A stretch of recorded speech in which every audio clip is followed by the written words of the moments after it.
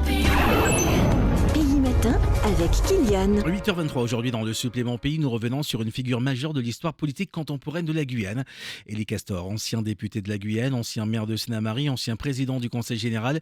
Élie Castor a marqué plusieurs décennies de vie publique. Son nom reste associé à une période charnière, celle de la décentralisation, de l'aménagement du territoire, des grands débats sur l'avenir institutionnel de la Guyane, mais aussi du développement local, notamment à Sénamarie. 30 ans après sa disparition, Sénamarie lui consacre une journée de mémoire et de partage mêlant sport, culture, dépôt de gerbes, expositions, témoignages, conférences et musique. Une journée qui ne cherche pas seulement à regarder le passé, mais à également interroger ce que l'héritage d'Élie Castor dit encore de la Guyane d'aujourd'hui. Avec José Gaillou, nous allons comprendre le sens de cette commémoration, la place d'Élie Castor dans la mémoire guyanaise, son rôle politique, son empreinte territoriale, mais aussi la manière dont on peut évoquer une personnalité publique dans toute sa complexité, ses réalisations, sa vision, ses combats et les zones les plus sensibles de son parcours. José Gaillou, bonjour. Bonjour Kylian. Merci d'avoir accepté mon invitation et merci d'avoir bravé les embouteillages parce que vous me disiez que vous étiez parti très très tôt de Kourou ce matin 6 heures. et vous êtes à peine arrivé il y a de cela quelques minutes. Donc c'est le quotidien d'énormément de Guyanais et je pense que ça aurait été l'un des points de réflexion également d'Élie Castor sur la manière de rendre beaucoup plus facile, beaucoup plus fluide le mouvement de tous ces Guyanais. On va parler de cette journée de commémoration, mais je vous pose cette première question, José Gaillou. Pourquoi organiser aujourd'hui une journée de mémoire autour d'Élie Castor 30 ans après sa disparition? Bon, déjà, Élie Castor est mort le 16 juin, Oui. puisque demain, ça sera la 30e anniversaire de sa disparition. Justement, aussi, demain, le maire de Sénamarie sera présent à Clermont-Ferrand pour un dépôt de gerbes au cimetière de Clermont, puisqu'on sait qu'il est mort à Clermont, il a été enterré à Clermont. Alors, pourquoi 30 ans après? Parce que, bon, déjà, c'est je dirais, pas une obligation, mais tout à fait normal que Sénamarie parle d'Élie Castor, de sa mémoire. Et puis surtout, 30 ans après, on se rend compte dans les discussions que nous avons eues, les jeunes qui avaient 5 ans à l'époque, ou 10 ans, aujourd'hui ont 35 ans, 40 ans. On entend parler d'Élie Castor, mais Ça paraît loin? ça paraît loin. Oui. Qui est Élie Castor? Pour nous, Sénamarie, justement, quand on parle de cette année, des 400 ans de la commune de Sénamarie, on se rend compte que les jeunes d'aujourd'hui aussi ne connaissent pas Malmanouri, ne connaissent pas la vie d'avant, encore moins Élie Castor. Donc il est important pour nous, tant après, de reparler de ce qu'était ce monsieur, ce qu'il a fait pour la Guyane, ce qu'il a fait pour Sénamarie. Et puis, vous venez de le dire aussi, c'est une question souvent que je me pose également, puisque j'ai fait un petit témoignage là-dessus dans le recueil de livres qu'on va présenter, pas samedi, sans doute un peu plus tard. Élie Castor, qu'est-ce qu'il aurait fait aujourd'hui? Qu'est-ce qu'il aurait pensé De quelle manière il aurait Guyane aujourd'hui? vécu cette Guyane aujourd'hui? S'il était présent, est-ce que nous serions encore là peut-être à essayer de se battre pour lever la loi de Hulot par rapport au pétrole? Et il y a beaucoup de choses qui auraient pu se faire mieux peut-être. Bon, on peut toujours avec des si faire plein de choses, mais la question posée est, est-ce qu'on connaît bien Élie Castor? Est-ce qu'on est conscient de cet héritage-là, de ces grands hommes qui étaient vraiment des visionnaires, qui étaient des bâtisseurs pour la Guyane? Est-ce que aujourd'hui on se rend compte de la chance que nous avons eue d'avoir connu ces personnes-là? Avant d'être l'une des grandes figures de la politique guyanaise, Élie Castor a été maire de Sénamarie pendant près de 20 ans. Vous disiez justement que les jeunes, ceux qui n'étaient pas encore nés, ceux qui étaient tout petits à ce moment-là, n'ont pas vraiment la vision de ce qu'Élie Castor a pu représenter pour une commune comme Sénamarie. Mais les autres, les parents de ces enfants, qu'en reste-t-il aujourd'hui? Que représente-t-il pour cette génération qui l'a bien connu et qui a peut-être vu Sénamarie changer grâce à Élie Castor? Mais je vous disais tout à l'heure, on fait un recueil de témoignages pour ces 30 ans. Et dans ces témoignages, nous avons sollicité différentes personnes, aussi bien des amis d'Élie Castor, ceux qui l'ont côtoyé, des hommes et des femmes politiques. On a un certain nombre de témoignages qui sont très, très intéressants. Et j'ai eu un témoignage hier de quelqu'un qui a connu Élie Castor petit, qui sont allés à l'école ensemble, ils ont fait plein de choses ensemble et autres. Et donc, si vous voulez, on a un peu la nostalgie auprès de ces personnes de ce qu'était Élie Castor. Après, peut-être Castor est parti un peu loin d'ailleurs de Sénamarie. Dans un des reportages que j'ai vu dernièrement sur lui, il disait que le seul regret qu'il avait, c'est qu'il n'ait pas fait autant pour Sénamarie. Il a fait beaucoup pour la Guyane, mais pour autant, il n'a pas oublié Sénamarie parce qu'il y a pas mal de de choses, d'équipements qui ont été faits à Sinnamary grâce à la vision qu'avait Ely Castor de ce qu'il voulait faire de Sinnamary. Alors après, sur les témoignages des personnes qui l'ont côtoyé, on a encore des personnes vivantes qui ont été élues avec lui à Sinnamary. Bah, pour ceux qui m'avaient raconté à l'époque, quand il est venu, il est devenu il est devenu conseiller général en premier. Oui, conseiller général en premier, ensuite il est devenu président du plus, conseil général. après, il est devenu maire. Et ceux qui l'ont accompagné, certains sont encore là. Certains nous parlent de lui. Alors après, on a si vous voulez, les bons côtés, les mauvais côtés. Mais comme je le dis souvent, moi j'ai connu Ely Castor à la fin. Moi, j'ai connu que le bon côté d'un homme visionnaire qui se battait pour la Guyane. Il était également de ceux que l'on appelait bâtisseurs. Concrètement, aujourd'hui, en 2026, le mot bâtisseur peut prendre différents angles, différentes interprétations. Aujourd'hui, quand on parle de cette figure de bâtisseur de Ely Castor, on parle de quoi concrètement de sa vision politique, de la vision d'infrastructure également qu'il avait pour la Guyane, pour la commune. Comment on peut aujourd'hui analyser ce mot bâtisseur qu'on lui attache à chaque fois à son nom? D'ailleurs, samedi, il y aura une conférence de Rodolphe Alexandre à 19h sur le visionnaire et le bâtisseur. Ces visionnaires pensaient à une Guyane de demain, ce qu'on devait faire aujourd'hui pour demain. Alors quand on regarde, quand on parle de bâtisseurs, souvent on parle d'Ely Castor et de Georges Othely, puisque c'était le binôme à l'époque. Hein. Absolument. Donc je disais tout à l'heure, avant l'émission, avec quelques personnes, quand on voit la réalisation des ponts, par exemple, aujourd'hui, de Roura ou de Mana, quelqu'un me parlait d'un lycée à Cayenne, on avait trouvé qu'il était trop grand, aujourd'hui il est trop petit. Ely Castor s'est battu pour construire les centres de santé sur le fleuve parce qu'il disait qu'on ne pouvait pas vivre dans un soi-disant territoire français et qu'on n'ait pas accès à la santé. Donc ces centres de santé qui n'ont pas été accompagnés par l'État, aujourd'hui sont devenus des hôpitaux de proximité. Absolument. Récupérés par l'État. Absolument. Il a construit les collèges partout. À Sinnamary, quand il a construit le collège de Sinnamary, on a dit que Sinnamary était trop loin pour qu'un collège, il n'y a pas assez d'habitants. Il a fait un collège pour les jeunes de Sinnamary et d'Irakubo. Aujourd'hui, à Irakubo, il y a un collège. Donc, cette vision était de penser à une Guyane de demain qui serait plus peuplée. Et lui me disait souvent sur des projets, il me disait qui peut le plus, peut le moins. José, il ne faut pas voir petit. Vous savez, Ely Castor m'avait dit un jour, sur un débat qu'on avait ensemble, il m'a dit, quand tu construis quelque chose pour ton pays, tu penses à ton drapeau et à ton hymne national. Bon, moi, j'étais nouveau dans tout ça. Je lui ai dit, de quel hymne national tu parles? De la Marseillaise?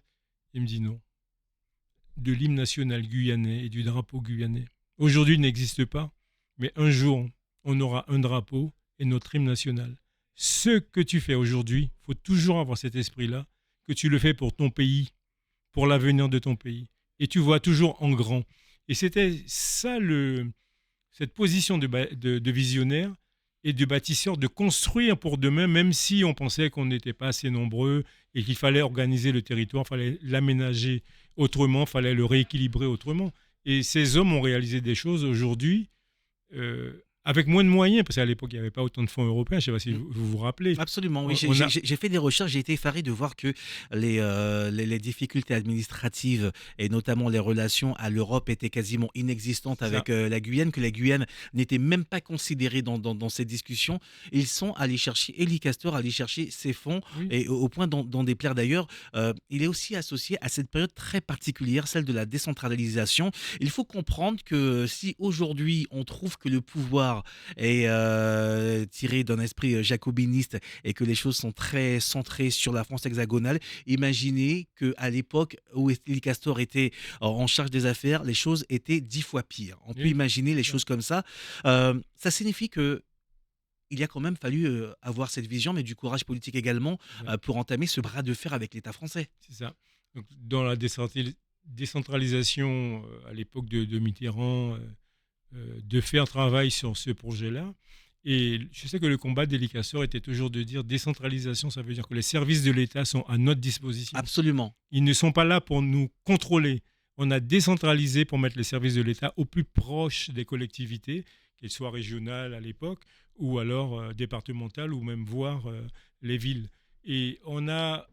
Donc eux, ils étaient, si vous voulez, très volontaristes. Contrairement, je dirais, à aujourd'hui, on a toujours ce sentiment-là que les services de l'État sont au-dessus de nous, alors que la décentralisation, c'est plutôt justement accompagner les collectivités C'était sur créer de la place. proximité avec les collectivités C'est ça. et donner aux collectivités des outils nécessaires pour développer le territoire. Oui, Sauf qu'on a l'impression aujourd'hui qu'on est dans une structure administrative totalement différente où tous les oui, services déconcentrés de l'État restent supérieurs aux c'est administrations ça. locales. C'est ça, c'est la réalité d'aujourd'hui. Après, aussi, la qualité de ces hommes de l'époque, c'est qu'Élie Castor était quelqu'un qui connaissait les lois. Il a été secrétaire de mairie, vous avez vu tout son parcours, et il a été commissaire de police. Et c'est quelqu'un qui s'instruisait beaucoup autour de tout cela. Il ne parlait pas dans le vide et il savait qu'il avait droit à certaines considérations et il fallait qu'il avance. Et vous savez, moi j'ai connu Élie, je dirais, de façon plus proche, L'humain.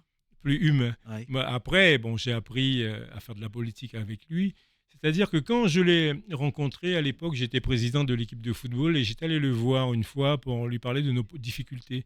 Et je lui disais, en tant que président d'un club de football, je rencontre tellement de problèmes qui ne relèvent pas de la responsabilité du club, mais du conseil municipal. Et j'avais mis un petit post-it devant moi pour ne pas oublier mes questions. Et je lui ai posé les questions. Et il me dit, mais tu m'apprends plus de choses que mon conseil municipal parce que je ne savais pas qu'il y avait autant de problèmes dans la jeunesse et tout ça. Et il me dit, je pense que c'est dans les années 92, il me dit, si tu veux, on fait des réunions post-it tous les mois, tu viens avec tes petits post-it et tu me poses les questions et puis on voit, José, comment on avance.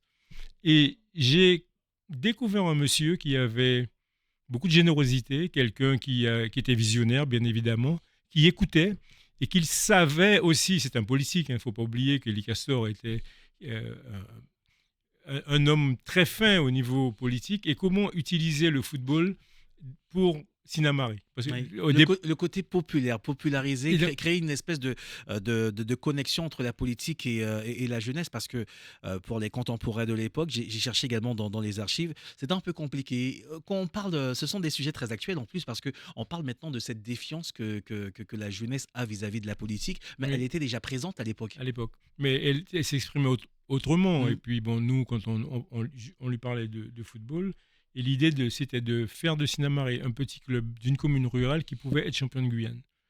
Et Ça a bien Élie, marché. et Élie, ça l'a marqué parce Ouais. que Élie voulait montrer justement à Cayenne que les territoires éloignés pouvaient rivaliser. Là, c'était pour le football, mais pouvaient rivaliser aussi au niveau politique, Ouais, sur la au politique. niveau Ouais. économique. Il m'a beaucoup parlé du projet sucrier. Quand on parlait du projet sucrier à l'époque, le grand projet d'Élie Castor, certains même trouvaient que c'était un peu des mégalos à l'époque. Et Élie me disait, José, le projet sucrier, c'est pour avoir l'autonomie économique de l'Ouest. On a besoin d'argent pour développer l'Ouest. Et ce combat-là, ce n'était pas le combat d'Élie Castor seul pour Sinamari ou pour je dis, sa satisfaction personnelle, mais c'était vraiment, il avait vraiment une grande vision sur ce qu'on pouvait faire sur le Maroni. Quand il vous parlait de Maripasoula, des communes du fleuve, Élie Castor, c'était quelqu'un qui s'engageait, qui voulait réellement trouver cet équilibre entre les deux. Et si vous voulez, quand on parlait de visionnaires, de bâtisseurs et tout ça, à la différence de nous, moi j'étais jeune, quand on lui parlait de refaire, réparer le stade, moi il m'a sorti le stade communal. Mhm. Et je lui ai dit, mais on n'a pas besoin d'un stade comme ça, Sinamari. Elle m'a dit, si José, qui peut le plus, peut le moins, nous ça va être le stade, en gros le stade national en Ouais. fait. Et qu'on ferait revenir des équipes du Brésil, d'Allemagne, il y a l'hôtel du fleuve pour l'hébergement. Il me dit, tu verras. Après, ceux qui ont connu Élie, moi, l'image que j'ai, c'était cet homme souriant tout le temps qui montrait du doigt, qui était toujours, si vous voulez, comme on le voit à la télé d'ailleurs, hein, sur certaines émissions, quand il parle de la Guyane, des Guyanais, de ce que nous sommes, ce que nous devons être. Et puis Élie avait compris aussi que la Guyane ne pouvait pas se développer si on n'avait pas cette vision amazonienne sud-américaine. Oui, il faisait partie de ceux, il n'était pas le seul, ils n'étaient pas le seul, mais ils étaient quand même pas très nombreux à avoir cette vision amazonienne. C'est-à-dire qu'il incitait à se tourner déjà vers nos voisins, à créer ce qu'on appelle de la coopération régionale à l'époque, des choses qui n'ont pas marché. Il y a quand même des sujets qu'il a abordés qui sont très importants, qui sont très structurants. Le foncier, l'immigration, la santé publique, les transports, le logement, le développement économique. l'accompagnement de la jeunesse, en 2026, nous en sommes encore à C'est ça. régler ces problèmes. Est-ce que quelque part, José Gaillou, vous qui avez également fait un peu de politique, vous qui connaissez un peu l'évolution, l'histoire de la politique guyanaise, parce que même si on ne vous entend pas souvent, mais vous êtes un fin analyste, et j'ai pu trouver certains de vos propos et de vos analyses sur le développement de la Guyane, et l'histoire vous donne raison, malheureusement, Mm. puisque vous avez prédit certaines de ces choses qui se font notamment sur le traitement et ce que la jeunesse peut devenir si elle n'est pas accompagnée. Est-ce qu'aujourd'hui, l'héritage politique d'Élie Castor a été mis de côté? Est-ce qu'à un moment donné, nous n'avons pas su rendre pérenne cette Mm. vision politique et se dire qu'il y avait un chemin, un léon qu'il avait tracé, Mm. puisque ça fait partie de notre culture également, le léon, Mm. et qu'on aurait dû en faire une autoroute aujourd'hui pour Mm. mieux discuter ces sujets qui sont amenés à faire évoluer Oui. notre pays? En fait, moi je l'ai vécu aussi à mon époque, comme vous venez de le dire, c'est que on, on avait compris la route. Elie avait expliqué un petit peu ce Léon, sauf que à l'époque, on n'a pas pensé que ça devenait et ça deviendrait aussi important en 2026. C'est tout ce que vous venez de dire là. Moi, je me dis que des fois, 30 ans après la mort d'Élie Castor, la, la Maison de la Science qui voulait faire un Sinamari, Oui. c'était quelque chose d'avant-gardiste. Mm. On ne l'a pas fait. On était allé à la COP 30 l'autre jour, on parlait de la Guyane, de la coopération, du réchauffement climatique. Mais à l'époque, Élie Castor nous parlait d'éco-développement. Déjà, on ne parlait Oui. pas de développement durable. Et on parlait même pas d'écologie Non, véritablement, non. c'était encore marginal, même en France hexagonale. Les écologistes étaient des doux rêveurs un peu excentriques pour la politique française. Vous savez, Élie Castor est allé à Rio en 92 pour signer euh, un protocole avec Mitterrand pour Mm. créer le parc national. Ouais. Ça, je l'ai souvent dit, je le répète tout le temps. J'ai pris à bras le corps ce dossier en 2004-2005 pour créer le parc. Parce que Élie m'avait tellement parlé de ce projet-là. Lui, il voyait le parc de Guyane un peu comme on parle de Yellowstone aux États-Unis, au Yosemite aux États-Unis, où les gens viendraient du monde entier pour aller visiter Ce serait également une manne financière aussi. une manne financière aussi. Et puis, il n'arrêtait pas de dire que le pays auquel on doit s'accrocher pour ce développement, c'est le Brésil. Il faut oublier la France, presque, dans ce système de développement. Comme un jour, il m'avait dit, dans une discussion toujours autour du football, il m'avait dit, il faut que tu me trouves des jeunes qu'on puisse les former, José, parce qu'il faut les former à l'écologie, au tourisme qui tourne autour de la forêt, parce que nous, nos ingénieurs, ils ne seront pas habillés en blouse blanche, travaillant à la base spatiale. Nos ingénieurs seront habillés tout de vert avec des bottes dans la forêt, et on va montrer au monde qui nous sommes.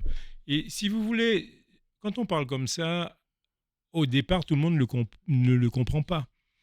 On vient de parler d'embouteillage et tout ça.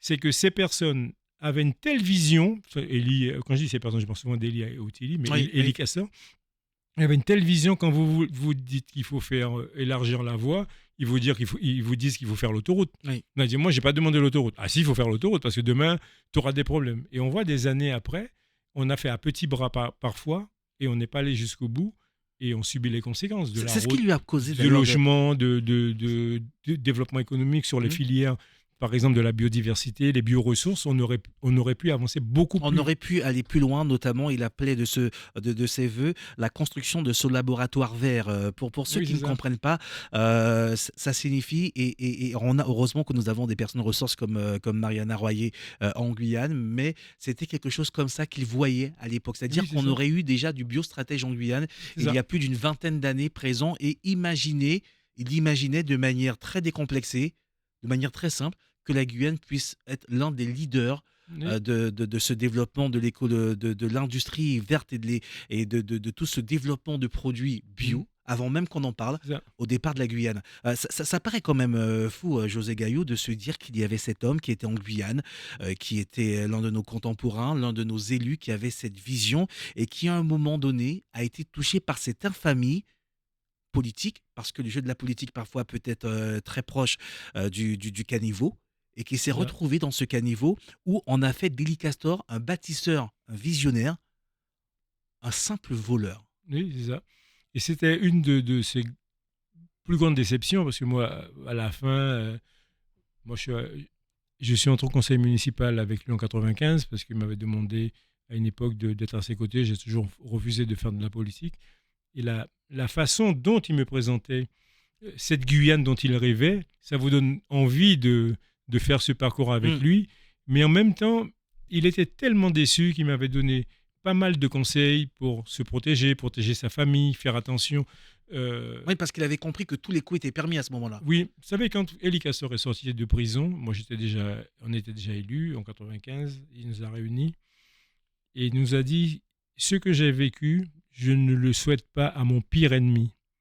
Mais faites attention, il m'a dit, toi José, tu peux aller en prison très rapidement, tu es président de l'équipe de foot, tu es conseiller municipal, et on avait monté une fédération. Oui, donc, on allait forcément trouver des oui, transversalités financières qui auraient pu vous mettre dans de gros soucis. Tu te viens tout de suite face à un délit d'initié, et il faut faire attention, il faut vous protéger. Moi, ce sont des choses que je ne savais pas. Et puis après, le plus affligeant dans tout ça, c'est qu'après sa mort, il a été blanchi. Après sa mort, c'est bien trop tard. Hein, on l'a traîné dans le caniveau. L'entreprise de démolition, de destruction et de décrédibilisation de l'homme avait très bien marché. Oui. Et tout ça pour... La France sait très bien faire rendre justice aux personnes après leur décès. Oui, c'est ça.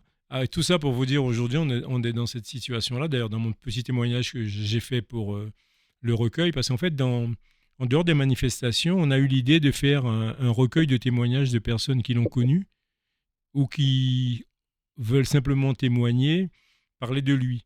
Donc on a des personnes très connues qui ont connu Élie Castor, comme Christiane Taubira, son ami Roger Corali. J'attends d'autres témoignages de personnes qui arriveront d'ici là avant qu'on puisse sortir le livre, parce qu'on veut faire un recueil qui serve à l'histoire à demain. C'est-à-dire quel était cet homme, qu'est-ce qu'il a fait, ceux qui l'ont accompagné, qu'est-ce qu'ils ont retenu.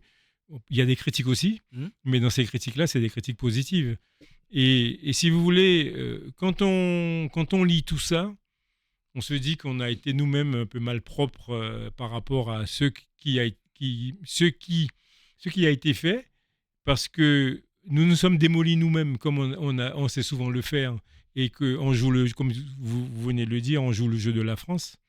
Et on sait très bien que pour empêcher la Guyane d'avancer, c'est le Guyanais lui-même qu'il faut manipuler. Ce qu'on appelle souvent les petits potentats locaux qui représentent ces personnes. Et Élie me disait un jour, José, tu sais, son premier adversaire, c'est le Guyanais lui-même. Il m'avait pris l'exemple de grimper à la corde. Il m'a dit, s'il y a un concours de grimper à la corde, tu mets un Guyanais, un Martiniquais, un Guadeloupéen. Si le Guyanais arrive en tête, le Guyanais lui-même en bas va passer, il va dire, ah non, c'est pas toi qui t'as gagné, c'est l'autre. Et en fait, c'est pour donner l'idée un petit peu de l'époque, peut-être un peu moins aujourd'hui, mais je dirais aujourd'hui, on est moins courageux que ces hommes-là, parce que je dirais qu'ils allaient devant la difficulté en sachant quelle était la difficulté, quels étaient les arguments qu'ils avaient. Il y avait un esprit de sacrifice des élus à l'époque. Aujourd'hui, est-ce que, lorsque l'on compare les deux, et même si comparaison n'est pas raison, mais est-ce que dans l'idée d'Élie Castor, de la politique qu'il menait pour la Guyane, il savait que ce qu'il a vécu sur la fin de sa carrière politique allait arriver, que ce sont des choses qui allaient arriver, et qu'il en prenait pleinement conscience, et qu'il allait quand même jusqu'au bout de ses idées? Oui, il allait jusqu'au bout de ses idées, parce que sur la fin, il est mort en 95. Moi, j'ai été élu avec lui il est mort en 96, moi j'ai été élu avec lui en 95. Il avait déjà ses déboires. Je me rappelle un jour, Élie fait venir à Sinnamary les maires de l'île de Marajou. Et il nous dit, Sinnamary va faire de la coopération avec l'île de Marajou. On va faire un jumelage, parce que Marajou ressemble beaucoup à Sinnamary. Il nous parlait des buffles, des ibis et tout ça. Il avait cette vision, pour lui, qu'on était un petit peu un continuum de ce qui se passait là-bas, et il fallait qu'on se mette ensemble pour pouvoir échanger, garder l'identité guyanaise qu'on avait, ne pas oublier qui nous sommes, d'où nous venons, et que nous faisons partie d'un même territoire. Bon, malheureusement, on n'a pas pu continuer, puisque Élie est mort quelques mois après. Et vous voyez, aujourd'hui, on essaye peut-être de développer cette coopération avec beaucoup plus de mal qu'avant, puisque à l'époque, cette coopération était de toute façon naturelle. En fait, on avait envie, on n'avait pas besoin des lois, de faire des choses.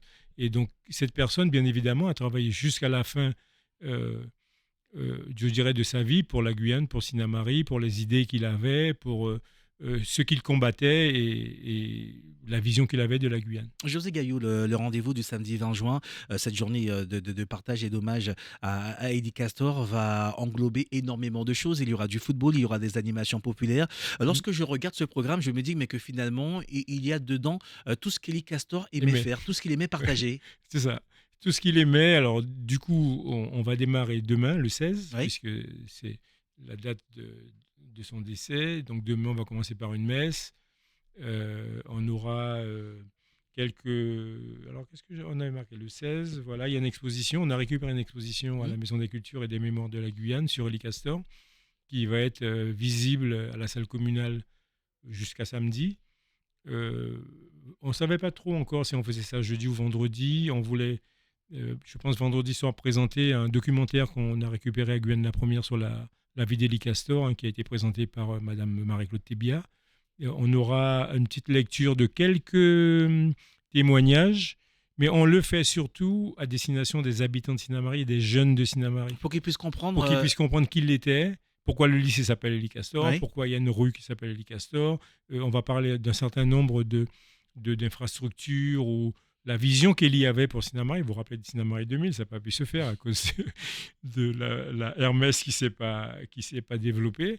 Et puis samedi, ça va être la grosse journée que le maire a voulu, le 20. Donc on va démarrer par du football, puisqu'Elie, à la fin, aimait beaucoup le football. Et donc toute la matinée, il y aura un tournoi de football. Il y aura également une fan zone, puisque c'est... On est en pleine Coupe du Monde, mais oui, on en plein dedans. Et puis il y aura des ateliers qui mettront en avant la culture sinnamarienne, tambour, la chatte, Marie la chatte, jeu créole aussi. Parce qu'Elie était très attaché à la tradition, vraiment très attaché à la tradition. Et j'ai un article, un témoignage d'hier, pour ne pas le nommer, le papa du maire actuel, Michel-Ange Jérémy, son papa a été adjoint d'Elie Castor. Et il raconte son enfance avec Elie Castor. Ils habitaient à Sinnamary à 2 rues près. Et tout ce qu'ils ont fait ensemble, les parties de pêche, les parties de chasse, les parties de chasse à l'arbalète et tout ça. Et tout ça, je pense qu'il faut imaginer Elie Castor aussi enfant. Sa vie d'adulte, on connaît, mais aussi qui est l'homme.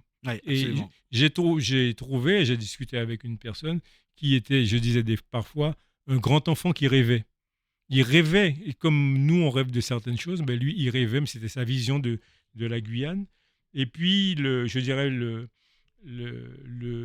la plus grosse partie qui est consacrée à Elie Castor lui-même, c'est donc à 17h, on a un dépôt de gerbes, puisqu'on a une placette qui s'appelle la placette Elie Castor à côté de Synarios. Il y aura une exposition également de photos là consacrée uniquement à la vie d'Elie Castor. Et puis, il y aura une prestation tambour, il y aura la conférence de M. Rodolphe Alexandre sur le visionnaire et le bâtisseur à 19h. Et autour, il y aura aussi des déclamations de Madame Sandra Oshunten sur des textes d'Elie Castor ou pas des interviews, mais des interventions d'Elie Castor. Nous aurons également de la danse traditionnelle par Gladys Demba. Et Elie Castor, comme je vous disais, était très attaché à la culture, la danse, la gastronomie. Et donc, il fallait absolument retrouver ces instants pour vraiment comprendre qui était Elie Castor. Et puis, nous finirons la soirée avec une petite partie un peu musicale de Lexios, le taureau de Sinnamary. Oui, Lexios, qui était de la famille d'Elie et avec qui j'avais beaucoup échangé aussi, qui a fait aussi, il a fait taureau de Sinnamary, mais sur Sinnamary, il avait fait aussi Petit Saut. Et on a parlé aussi du projet du barrage. Alors, il y a quelque chose que les gens ne savent pas. Je ne sais pas s'il y a encore un peu de temps. On a encore du temps, allez-y, on va prendre le temps. Sur le barrage, parce qu'on a beaucoup dit qu'Elie Castor... alors, moi, ce que je sais qu'Elie Castor m'avait dit, lui, Ottilie, il se battait pour l'autonomie énergétique de la Guyane. Donc l'idée, c'était de construire un barrage, puisqu'à l'époque, c'était la technologie qui était la plus avancée et qui était la plus probable pour la Guyane. Et donc, énergie renouvelable. Et après, j'ai entendu Elie parler du barrage quand le barrage a commencé. il critiquait, il s'opposait presque. Alors je dis, mais je comprends pas, tu étais pas maintenant t'es contre. Et il me dit, José, c'est pas là qu'on voulait le barrage. Hein. Je dis, comment ça, c'est pas là? Il me dit, nous, on voulait un barrage. Peut-être là ou pas là. Mais quand on a compris que le barrage allait se faire, il y a un ami qui m'a appelé, qui m'a dit, Élie, l'État construit le barrage, hein, ils vont le faire à petit saut, ils ont déjà fait le Léon, ils y vont. Et il me dit là, je me suis énervé, puisque l'État n'est pas passé par nous, alors que c'est nous, Guyanais, qui se sont battus pour avoir un barrage en Guyane. L'État l'a mis à petit saut, parce que l'État avait compris qu'il fallait que la base spatiale soit sécurisée au niveau énergie par un barrage qui serait à proximité. Et donc là, il était un peu fâché. Et puis il était aussi fâché de la façon dont le barrage a été mis en eau, puisqu'on a fait une mise en eau sans couper les arbres. Et lui parlait déjà d'une catastrophe écologique. Et donc voilà, à l'époque, c'était des... Je veux dire, pour nous, hein, moi qui continue un petit peu son combat sur l'écologie, un peu l'écologie politique, c'est lui qui m'a parlé de ça. Alors après, on m'a traité d'écolo, mais bon, je ne suis pas plus écologique que Lee Castor. Mais lui, il avait une approche de les filières qu'on pourrait développer. Il parlait de ressources génétiques et autres. Pour lui, c'était ça la Guyane. C'était pas la fusée, c'est pas nous. Hein. Et l'autonomie alimentaire, énergétique, les moyens de transport, l'accès au savoir par l'école, les collèges, l'accès à la santé, vous l'aviez dit tout à l'heure. Lui, il se voyait construire un véritable pays. Ouais. Il avait une vision globale sur le pays. José Gaillou, il nous reste encore quelques minutes à passer ensemble. Je me permets de vous poser cette question parce qu'elle est quand même importante pour comprendre les rapports que nous avons aujourd'hui. Et quand je dis les rapports, ils sont très nombreux, que nous avons à Élie Castor, à la manière dont il a été traité politiquement par la France, par la Guyane également, parce que c'est dans les difficultés que l'on voit qui sont véritablement des soutiens. L'histoire lui avait donné raison en disant que lorsque la fête est présente, on est bien entouré, mais lorsque arrive le moment de ranger les instruments et que l'on doit nettoyer la salle, on se retrouve souvent tout seul. Il avait dit ça lors d'un discours il y a très longtemps. Il s'est retrouvé seul. Est-ce qu'aujourd'hui, de votre point de vue, ce qui s'est passé avec Élie Castor, du point de vue de la justice, du traitement des affaires dans lesquelles il a été impliqué, est-ce que le choc a été tellement violent psychologiquement pour la classe politique guyanaise que personne n'a voulu se revendiquer de la pensée d'Élie Castor pendant au moins quasiment 2 décennies? Oui. Moi, on m'a fait le reproche. Quelquefois, quand j'ai parlé d'Élie Castor, on m'a dit « Ouais, tu verras, Élie Castor, qui c'était quand on sortira un livre sur lui. » Et ses propres amis. C'est vrai qu'on oublie qu'à l'époque aussi, Élie Castor faisait partie d'un grand parti politique. C'est le PSG, qui avait l'hégémonie sur la Guyane. Partout, ils étaient patrons partout en Guyane. Mais il y avait des penseurs aussi. Hein. Il y avait des penseurs autour d'Élie, comme il me disait souvent. Son maître à penser, c'était M. Jacques Lony. Il y a eu d'autres qui ont travaillé avec lui. À l'époque, Élie savait s'entourer de personnes. Il disait, quand je prends des collaborateurs, ce n'est pas pour qu'ils me disent que c'est impossible. Pour moi, impossible n'existe pas. Quand je prends un collaborateur, il doit me dire, il doit me conseiller dans ce que je veux faire. Peut-être que ça ne se fera pas dans le délai que j'impose, ou ça ne prendra pas le chemin, ça prendra plus de temps, ça me coûtera plus cher, mais j'y arriverai. Et lui doit m'expliquer. S'il me dit que c'est impossible, je prends quelqu'un d'autre. Et si vous voulez, Élie avait cette faculté vraiment je dirais un peu caméléon, où d'emmagasiner beaucoup de choses, que à un moment, je pense que la classe politique a pensé que c'était quelqu'un qui était vraiment très, très au-dessus, ou peut-être mégalo, je ne sais pas. Mais certains de ses amis, certains de ses compagnons ont quitté la politique ou sont partis ailleurs. Élie s'est retrouvé un peu seul, et j'ai l'impression qu'à l'époque, il y a eu tellement de jalousie aussi, parce qu'il faut le dire, il y a eu tellement de jalousie et puis d'intérêt politique. Parce que Élie Castor m'avait dit un jour, José, si tu veux rentrer dans la politique, il faut que tu saches 2 choses.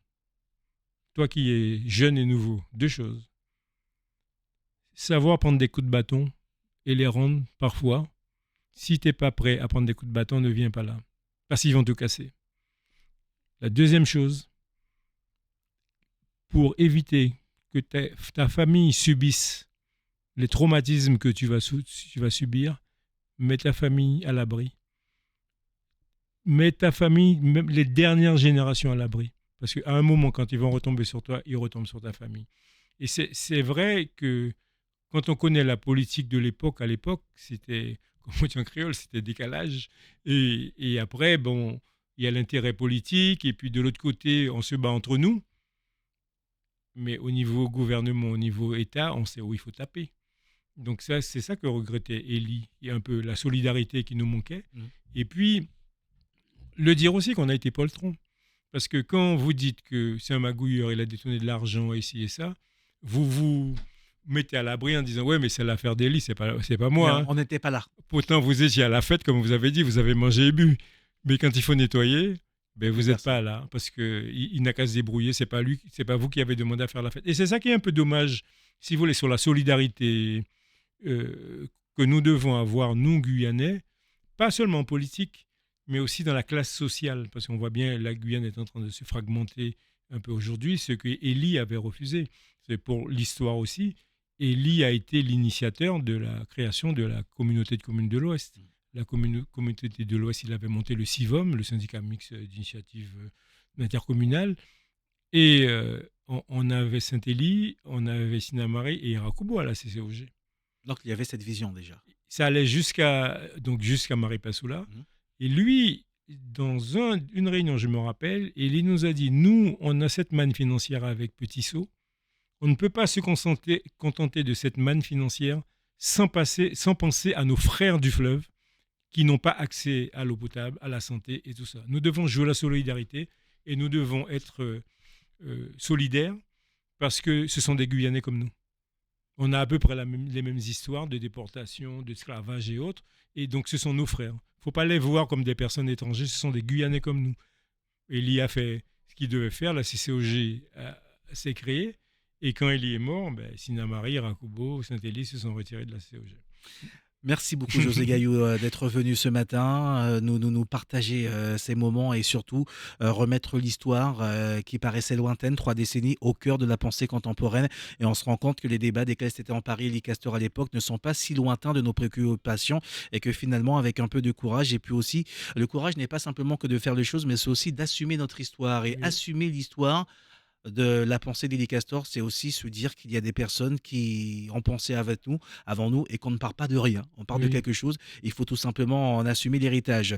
Le rendez-vous, ce sera bien entendu, ça commence demain, vous l'avez dit, puisque demain est la date commémorative du décès d'Elie Castor, mais il y aura ce rendez-vous, ce sera samedi à Sinamari avec notamment dès 8h, il y aura des choses, il y aura des animations, il y aura Lexios en fin de soirée dès 20h30. Il y aura énormément de choses. Moi, je vous conseille de prendre la journée parce qu'il y a également des logements, des Airbnb à Sinamari, donc d'en louer un et de passer là-bas le temps en famille afin de comprendre l'histoire d'Elie Castor et surtout son héritage.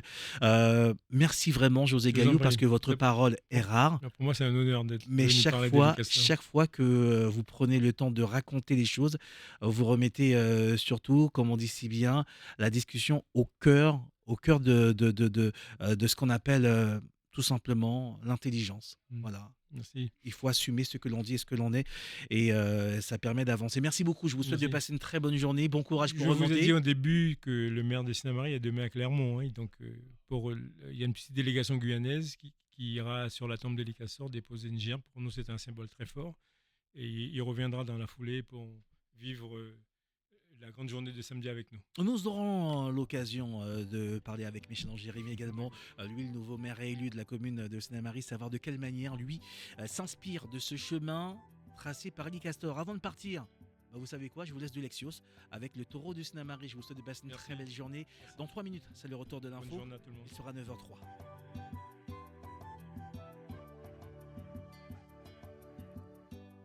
C'est l'histoire d'un homme que l'on croyait si fort.